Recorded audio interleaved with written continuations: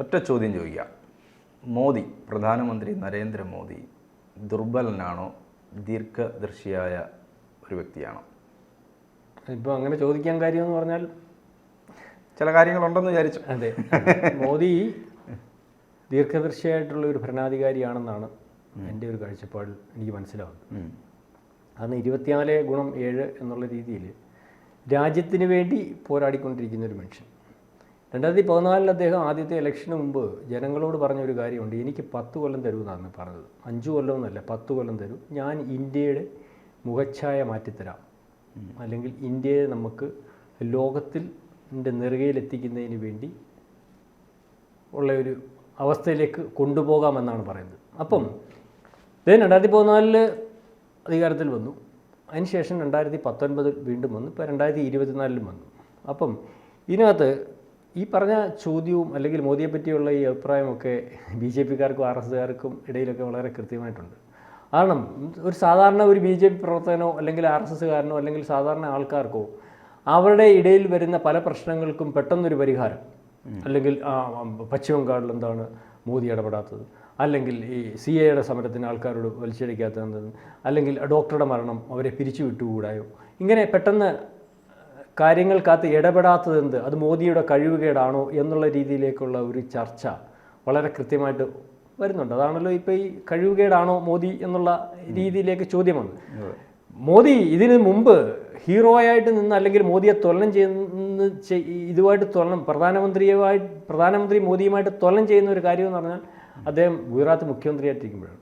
അതൊരു സ്റ്റേറ്റിൻ്റെ മുഖ്യമന്ത്രി മാത്രമാണ്, ഇന്ത്യയുടെ പ്രധാനമന്ത്രിയല്ല. അപ്പോൾ അദ്ദേഹത്തിൻ്റെ സ്റ്റേറ്റിൽ സ്വതന്ത്രമായിട്ട് ചില കാര്യങ്ങളൊക്കെ എടുക്കാം, മൊത്തത്തിലുള്ള കാര്യങ്ങളോ കാര്യങ്ങളോ ഒന്നും വേണ്ട. അപ്പോൾ ഇച്ചിരിയുടെ ഹീറോയിസം കാണിക്കാം. അതായത് ലോകത്തിലെ ഏറ്റവും വലിയ സമ്പന്ന രാജ്യം എന്ന് പറഞ്ഞാൽ ഒന്നാമത് അമേരിക്കയാണ്. അത് തർക്കമില്ലാത്ത കാര്യമാണല്ലോ. അതെ, ഒന്നാമത് അമേരിക്ക തന്നെയാണ്. അമേരിക്കയുടെ എക്കണോമിയുടെ ഇതുകൊണ്ടാണ് സമ്പത്ത് എന്ന് പറഞ്ഞത്, ലോകത്തെ ഏറ്റവും കൂടുതൽ GDP ഇതുകൊണ്ട്. അപ്പം നമ്മുടെ ലോകത്തിലെ ഏറ്റവും വലിയ കോടീശ്വരന്മാർ ഏതാണ്ട് 30 പേരെ എടുക്കുമ്പോൾ 25 പേര് അമേരിക്കയിൽ നിന്നുള്ളവരാണ്. അതായത് സാമ്പത്തികമായിട്ട് ലോകത്ത് ഏറ്റവും കൂടുതൽ എക്കണോമിയും GDPയും ഒക്കെ ഉള്ള രാജ്യം എന്ന് പറയുന്നത് അമേരിക്കയാണ്. നമ്മൾക്ക് വളർച്ചയുണ്ടാകണം എന്നുണ്ടെങ്കിൽ നമ്മുടെ GDP റേറ്റ് കൂടണം. ഇപ്പം അമേരിക്കയെ നമ്മൾ പരിശോധിക്കുമ്പോൾ ആളോഹരി ഒരാളുടെ വരുമാനം എന്ന് പറഞ്ഞാൽ, അല്ലെങ്കിൽ ആളോഹരി വരുമാനം ആണല്ലോ കണക്ക് കൂട്ടുന്നത് നമ്മൾ മൊത്തത്തിലുള്ള ഈ എക്കണോമി 35 ലക്ഷം രൂപ വരും. ആ സ്ഥാനത്ത് ഇപ്പം നമ്മുടെ ആളോഹരി വരുമാനം ഇന്ത്യയുടെ കണക്ക് കൂട്ടുമ്പോൾ ഏതാണ്ട് 2 ലക്ഷം രൂപയാണ് വരുന്നത്. വ്യത്യാസം മനസ്സിലാക്കണം. അവിടെ ഏതാണ്ട് 30 കോടി ജനം, നമ്മുടെ ഇവിടെ 140 കോടി ജനം. ഇത് 2014 മോദി അധികാരത്തിൽ വരുമ്പോൾ 90,000 രൂപ മാത്രമേ ഉള്ളായിരുന്നു. അതിൽ നിന്നാണ് ഇപ്പം 2024 2 ലക്ഷത്തിലേക്ക് വന്നിരിക്കുന്നത്. പറയുന്നത് മനസ്സിലാവുന്നുണ്ട്. അപ്പം ഈ ആളോഹരി വരുമാനം ഒരു 5 ലക്ഷം രൂപ ആക്കുന്നതിന് വേണ്ടിയാണ് മോദിയുടെ ശ്രമവും മോദിയുടെ പരിശ്രമവും. ഇപ്പം ഏതാണ്ട് മൂന്നാം സ്ഥാനത്തേക്ക് എക്കണോമിക്കൽ അല്ലെങ്കിൽ സാമ്പത്തികമായിട്ട് നമ്മുടെ രാജ്യം കുതിച്ചുകൊണ്ടിരിക്കുന്നു. അത് 2047 ആകുമ്പോഴത്തേക്ക് 1-ാം സ്ഥാനത്തേക്ക് പോകണമെന്നാണ് കഴിഞ്ഞ ആഗസ്റ്റ് 15 അദ്ദേഹം പറഞ്ഞത്. അപ്പം ഈ 5 ലക്ഷം 7 ട്രില്യൺ എക്കണോമിക്കൽ ഗ്രോത്ത് അല്ലെങ്കിൽ നമ്മുടെ GDP റേറ്റ് കൊണ്ടുപോകണമെന്നാണല്ലോ അദ്ദേഹം ആഗ്രഹിക്കുന്നത്. ആ രീതിയിലേക്ക് വരണമെങ്കിൽ ഒരു രാജ്യം എങ്ങനെ പോകണം? പ്രശ്നങ്ങളില്ലാതെ പോകണം, വിഷയങ്ങളില്ലാതെ പോകണം. അപ്പം ഈ അമേരിക്ക എന്ന് പറയുന്ന രാജ്യം ലോകത്തെവിടെയും പ്രശ്നങ്ങൾ ഉണ്ടാക്കാൻ വേണ്ടി ശ്രമിച്ചുകൊണ്ടിരിക്കുന്ന രാജ്യമാണ്. അമേരിക്കയുടെ കണ്ണിലെ കടലാണല്ലോ ചൈന എന്ന് പറയുന്നത്. ചൈന വേറെ സ്റ്റൈലിൽ ഇങ്ങനെ പോകുന്നു. അല്ലെങ്കിൽ അതിൻ്റെ കാരണം എന്ന് പറഞ്ഞാൽ അമേരിക്കയ്ക്ക് അപ്പുറം സാമ്പത്തിക വളർച്ചയിലേക്ക് ചൈന വരുന്നോ എന്നുള്ള ആശങ്ക വന്നിട്ടൊന്നുമില്ല. ഇനി ഒരു 10-50 കൊല്ലം കഴിഞ്ഞായിരിക്കും വരുന്നത്. പക്ഷേ ഇപ്പോഴേ ആശങ്കയിലാണ്.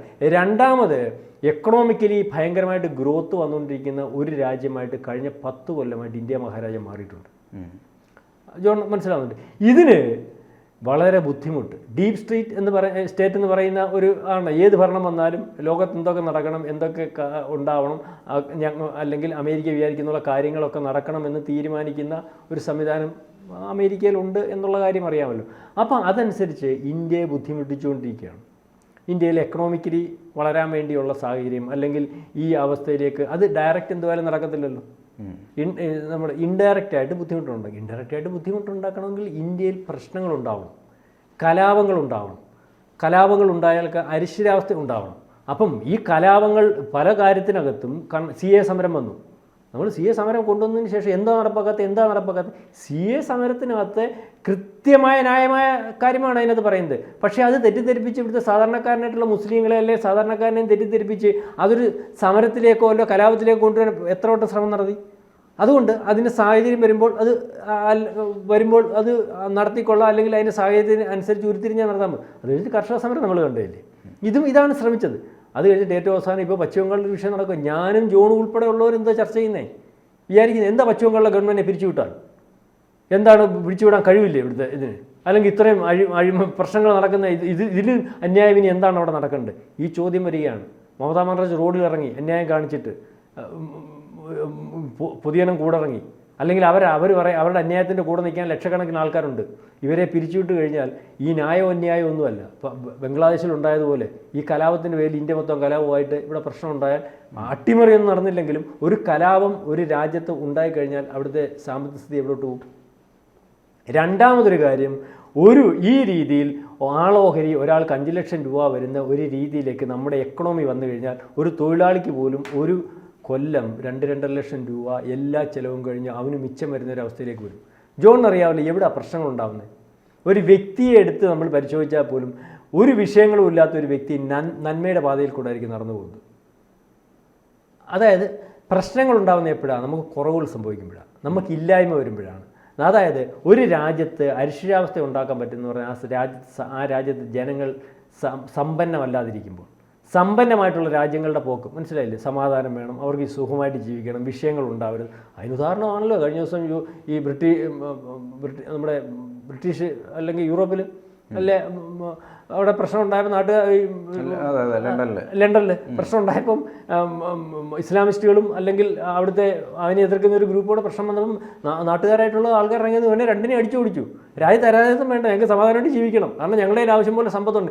ഈ രീതിയിലേക്ക് ഒരു രാജ്യത്തെ ജനങ്ങളെ കൊണ്ടുവരുന്നതിന് അല്ലെങ്കിൽ ഇതുപോലുള്ള കലാപങ്ങൾക്ക് ജനങ്ങളെ ഉപയോഗിക്കാതിരിക്കുന്നതിന് വേണ്ടി ആ രാജ്യത്തെ പ്രാപ്തമാക്കാൻ ഏറ്റവും പറ്റിയ മാർഗം എന്ന് പറഞ്ഞാൽ ആ രാജ്യത്തെ GDP വർദ്ധിപ്പിക്കുക, ആ രാജ്യത്തെ ജനങ്ങളെ സമ്പന്നമാക്കുക എന്നുള്ളതാണ്. അതിനുള്ള പണിക്കാണ് മോദി പോയിക്കൊണ്ടിരിക്കുന്നത്. അല്ലാതെ മോദി മോശക്കാരനായിട്ടോ മോദിക്ക് കാര്യങ്ങൾ ചെയ്യാൻ പറ്റാത്തത് കൊണ്ടോ ഒന്നുമല്ല. അപ്പം ഇവിടെ ഉരുത്തിരിയുന്നതെല്ലാം ഈ അമേരിക്ക പോലെയും അല്ലെങ്കിൽ ഇന്ത്യക്കകത്ത് ഇന്ത്യയുടെ GDP ഗ്രോത്തിനകത്തും അല്ലെങ്കിൽ ഇന്ത്യയുടെ എക്കണോമി ലോകത്തെ ഒന്നാമത്തിലേക്ക് പോകുന്നത് ബുദ്ധിമുട്ടുള്ള ഛിദ്രശക്തികൾ, അത് വെളിയിൽ നിന്നുള്ള ശക്തികളുടെ സഹായത്തോടു കൂടിയും അല്ലെങ്കിൽ അകത്ത് ഈ ഇന്ത്യയെ നശിപ്പിക്കാൻ നിൽക്കുന്ന ശക്തികളുടെ ഒക്കെ തെറ്റിദ്ധാരണജനകമായ നെറേറ്റീവ്സിൻ്റെ പുറകെ പോകുന്ന സമരങ്ങളും ഇത്തരം കാര്യങ്ങളും ഒക്കെ ഒരു ആവേശത്തിൽ പ്രൊമോട്ട് ചെയ്തു പോയാൽ നമ്മളുടെ ഇപ്പോഴത്തെ ഉള്ള വളർച്ചയ്ക്ക് അത് ബുദ്ധിമുട്ടുണ്ടാകും. അതുകൊണ്ട് തന്നെയാണ് ലോകത്തിലെ എല്ലാ വ്യവസായികളെയും എല്ലാ രീതിയിലുള്ള ഡെവലപ്മെൻറ്റ്സും അല്ലെങ്കിൽ കയറ്റുമതി ഇറക്കുമതി എല്ലാം പ്രാപ്തമാക്കുന്നതിന് വേണ്ടിയാണ് ഇന്ത്യയെ ഒരുക്കിയിരിക്കുന്നത് മോദി. നിങ്ങൾ ശ്രദ്ധിച്ചിട്ടുണ്ടോ? ട്രെയിനുകളുടെ കാര്യത്തിൽ, റോഡുകളുടെ കാര്യത്തിൽ, ആർക്കും ഇവിടെ വന്ന് ബിസിനസ് ചെയ്ത് ട്രാൻസ്പോർട്ടേഷൻ സംവിധാനത്തിൻ്റെ കാര്യം എല്ലാ സംസ്ഥാനത്തും പെട്ടെന്നുള്ള പാതകളും അല്ലെങ്കിൽ തുരങ്കങ്ങളും മറ്റും മറിച്ചതും അല്ലാതെ, അതായത് ഇൻഫ്രാസ്ട്രക്ചർ സംവിധാനം ഏറ്റവും വൃത്തിയായിട്ടുള്ള രാജ്യത്താണ് ഏറ്റവും നല്ലതുപോലെ വ്യവസായം ചെയ്യുന്നതിന് വേണ്ടി ആൾക്കാർ വരുന്നത്. അപ്പോൾ ആ രീതിയിലുള്ള കാര്യങ്ങൾ ഒരുക്കി ആ രീതിയിലേക്ക് ഇന്ത്യയെ കൊണ്ടുപോകുന്നതിന് വേണ്ടിയാണ് മോദി ശ്രമിച്ചുകൊണ്ടിരിക്കുന്നത്. അതുകൊണ്ട് തന്നെയാണ് പല കാര്യത്തിലും സാധാരണക്കാർക്കായിട്ടുള്ള ആൾക്കാർ അവരാഗ്രഹിക്കുന്ന നിയമങ്ങൾ പെട്ടെന്ന് വരുന്നില്ല, ചിലതിനൊക്കെ പെട്ടെന്ന് ആക്ഷൻ എടുക്കുന്നില്ല, അല്ലെങ്കിൽ മുസ്ലിങ്ങൾ തമ്മിൽ അല്ലെങ്കിൽ പ്രശ്നങ്ങളുണ്ടാകും. ഒരു കാര്യം ശ്രദ്ധിച്ചാൽ മതി, ഇപ്പം കേരളത്തിൽ അധികാരത്തിൽ വരണമെന്ന് ജനങ്ങൾ തീരുമാനിച്ചോളൂ, കേന്ദ്രത്തിൽ ആരാ അധികാരത്തിൽ വരണമെന്ന് ജനങ്ങൾ തീരുമാനിച്ചു. പശ്ചിമ ബംഗാളിൽ മമതാ ബാനർജി നാളെ വേണ്ടാന്നുണ്ടെങ്കിൽ അവിടുത്തെ ജനങ്ങൾ തീരുമാനിക്കും. അപ്പോൾ ആ രീതിയിൽ അപ്പം കോൺഗ്രസ് വേണ്ടാന്ന് കഴിഞ്ഞ 15 കൊല്ലം കൊണ്ട് തീരുമാനിച്ചിട്ടുണ്ടല്ലോ. അപ്പം കഴിഞ്ഞ 50 കൊല്ലം ഇവിടെ ഇന്ത്യ രാജ്യത്തെ ചില ഛിദ്രശക്തികളുടെ കെയർ ഓഫിൽ നയിച്ചുകൊണ്ട് പോയത് കൊണ്ടാണ് ഇന്ത്യ പുറകോട്ട് നടന്നത്. ഈ 10 കൊല്ലം നമ്മൾ സ്വയംഭരമായിട്ട് ആരുടെയും ഇല്ലാതെ നമ്മുടെ അഭിപ്രായത്തോടു കൂടി നമ്മുടെ രാജ്യത്തിന് ഡെവലപ്മെൻറ്റ്സിന് വേണ്ടി മുന്നോട്ട് പോകുന്ന ഒരു ഭരണാധികാരിയായിട്ടാണ് മോദിയെ നമുക്ക് കാണാൻ സാധിക്കുന്നത്. അതുകൊണ്ട് മോദി അശക്തനൊന്നുമല്ല, ശക്തനായ കാന്ത്രദർശിയായ ദീർഘവീക്ഷണമുള്ള ഈ ഇന്ത്യക്ക് വേണ്ടി പ്രവർത്തിക്കുന്ന ഒരു കൃത്യമായ ഭരണാധികാരിയാണെന്നാണ് ഇതിൽ നിന്ന് മനസ്സിലാക്കുന്നത്. അതുകൊണ്ടാണ് പല കാര്യത്തിലും ഇന്ത്യക്ക് വിഷയം വരുമ്പോൾ ഇന്ത്യക്കകത്ത് പ്രശ്നം ഉണ്ടാക്കാൻ ശ്രമിക്കുന്നതിന് പലതിനും കൂട്ടുനിൽക്കാതെ അതിൽ നിന്നൊക്കെ പുറകോട്ട് പോകുന്നത്. നമ്മുടെ അതിർത്തി രാജ്യങ്ങൾ പ്രശ്നങ്ങൾ ഉണ്ടാക്കാൻ നിൽക്കുന്ന നമുക്കറിയാമല്ലോ. ഇതെല്ലാം നമ്മൾ പാകിസ്ഥാനെ 1 മണിക്കൂർ കൊണ്ട് അടിക്കാനുള്ളതേ ഉള്ളൂ നമുക്ക്. പക്ഷേ ആ ഒരു അടിയുടെ പുറകിൽ പാകിസ്ഥാൻ തീരുമ്പോൾ വേറെ ചില രാജ്യങ്ങൾ ഇടപെടലുണ്ടാകും. നമ്മുടെ രാജ്യത്ത് സാമ്പത്തിക സംവിധാനം എത്ര പുറകോട്ട് പോകും, നമ്മുടെ രാജ്യത്തിൻ്റെ പ്രശ്നം എത്ര മുന്നോട്ട്, ഇപ്പോൾ പശ്ചിമ ബംഗാളിൽ നിന്നുണ്ടാകും. ഇതെല്ലാം തരണം ചെയ്ത് ഇതിനെയെല്ലാം ഒരു പരുവത്തിൽ നിർത്തി നമ്മുടെ രാജ്യത്തെ ആൾക്കാരെ കൂട്ടത്തോടെ അല്ലെങ്കിൽ GDP വർദ്ധിപ്പിച്ച് എക്കണോമി വർദ്ധിപ്പിച്ച് രാജ്യത്തിൻ്റെ പുരോഗതിയിലേക്ക് എത്തിച്ചാൽ ഇത്തരം ചിത്രശക്തികൾക്ക് പോലും നമ്മുടെ രാജ്യത്തെ നശിപ്പിക്കാൻ ഇവിടെ കയറാൻ പറ്റാത്ത ഒരവസ്ഥയിലേക്ക് ജനങ്ങളെ എത്തിക്കാൻ സാധിക്കൂ. അതുതന്നെയാണ് മോദി, അതിനാണ് മോദി പോകുന്നത്. കൂടുതൽ വാർത്തകളും വിശേഷങ്ങളും നിങ്ങളിലേക്ക് എത്താൻ ABC മലയാളം സബ്സ്ക്രൈബ് ചെയ്യുക, ബെൽ ബട്ടണും അമർത്തുക.